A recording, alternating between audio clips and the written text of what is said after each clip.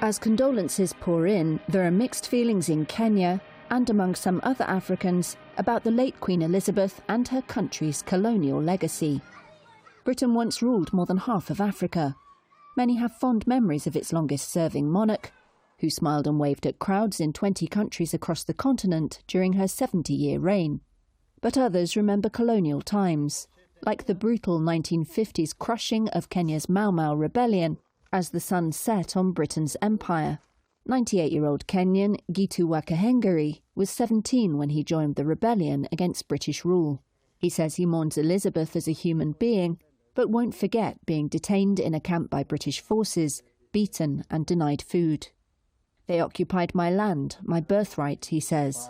I am not a believer of forgetting.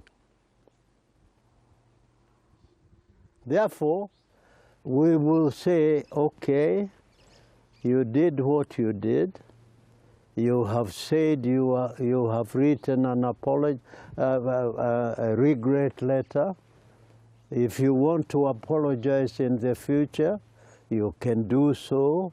But we will not forget, I personally will not forget that I was incarcerated for 7 years.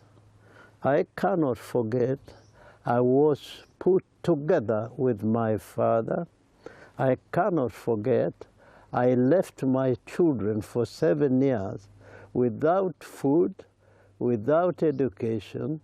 That I will never forget. The tragic news reached Princess Elizabeth and her husband while in... Elizabeth was on a visit to Kenya, aged 25, with her husband Philip, when she learned of the death of her father, King George IV, and her accession to the throne in 1952. She was to return many times to Africa as Queen. Kenyan cartoonist Patrick Gathara encouraged people not to forget Britain's colonial past. There's a tendency by some to sort of say, well, the past is the past, just ignore it. It's a nice old lady who has passed. But I'm also encouraged by the fact that there's quite, especially online, quite a vocal a number of people who are refusing to be taken in by this. We're insisting that no, the history has to be told as it is. We've got to remember it as it is, and especially now, when all these tributes are flowing, when all the when the fundamentals of that history are being laid down, that we don't accept to be erased any longer, that our stories have to be included in there, the good along with the bad.